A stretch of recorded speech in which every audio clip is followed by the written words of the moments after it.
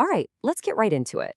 Today, we're pulling back the curtain on a sales technique that's so common you probably don't even think about it. But it's also one of the most powerful strategies in modern business. You know the one, right?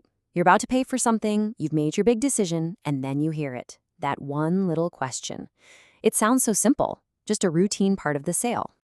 But what if I told you that simple question is actually a window into a massive, fundamental shift in how businesses operate? Yeah, it's way, way bigger than just trying to make an extra buck on a single sale.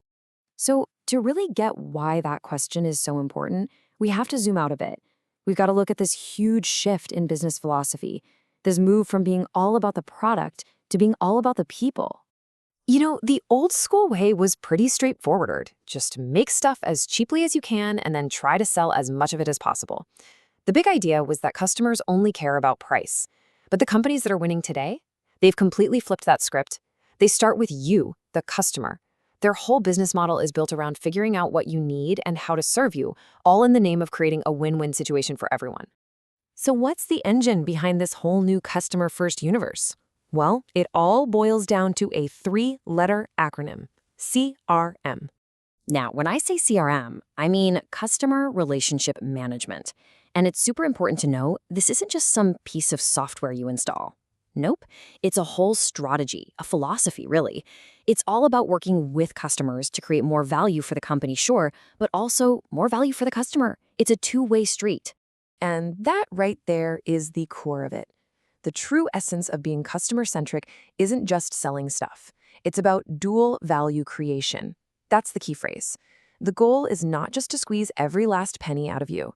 It's to make sure that in every interaction, both the company and you, the customer, walk away feeling like you got real value. And look, this isn't something businesses just stumble into. A really solid CRM strategy is built on 5 key steps. You start by developing the strategy itself. Then you figure out how you're going to create that dual value.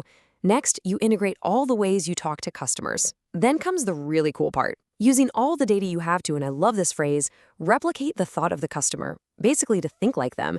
And finally, you got to measure everything to make sure it's actually working. Let's double click on that multi-channel integration thing for a second. Just think about your own experience. Have you ever called a company, then sent an email, and had to explain your problem all over again? It's frustrating, right? Well, this step is all about fixing that. It means that whether you connect by phone, email, the website, or walking into a store, the company sees one you. It's a seamless, unified experience no matter how you reach out. Okay, so this sounds like a lot of work, right? Why do companies go through all this trouble? Well, it's because this entire way of thinking completely changes how they view their customers. You're no longer just a transaction. You become their single most valuable asset. And this leads us to a really powerful idea called customer equity. Think of it like this. It's the total lifetime value of all of a company's customers, both current and future, all added up. It literally reframes the entire customer base as a financial asset. It's something you invest in and grow over time, just like you would a stock portfolio. So how do you make that asset grow? The answer is loyalty. It's simple, really. Loyal customers spend more with you over the years. Plus, it costs way less to keep a happy customer than it does to find a new one. And the best part? They become your brand advocates, your unpaid marketing team, telling all their friends how great you are. So the big takeaway here is that customer equity isn't some fixed number. It's something you can actively grow. You do it by acquiring new customers, of course. You do it by retaining the ones you have. But the real secret sauce, and this is what we're talking about today, is developing those customers. You're not just keeping them, you're actively growing the value of that relationship. And that's where 2 key tactics come into play: cross-selling and upselling. Now, a lot of people use these terms interchangeably, but they're actually very different strategies. And getting this distinction is super important. Think of it like this.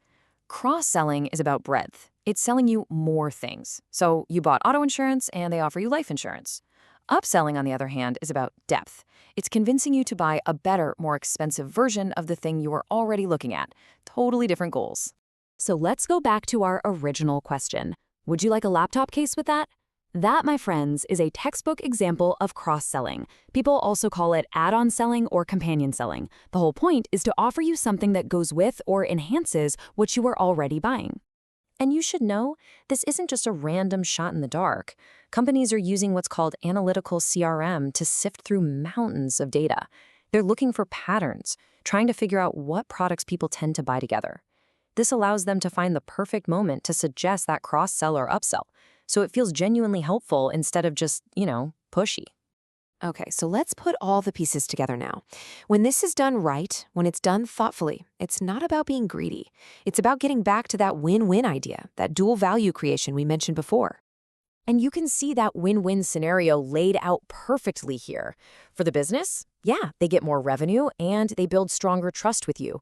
But what's in it for you, the customer?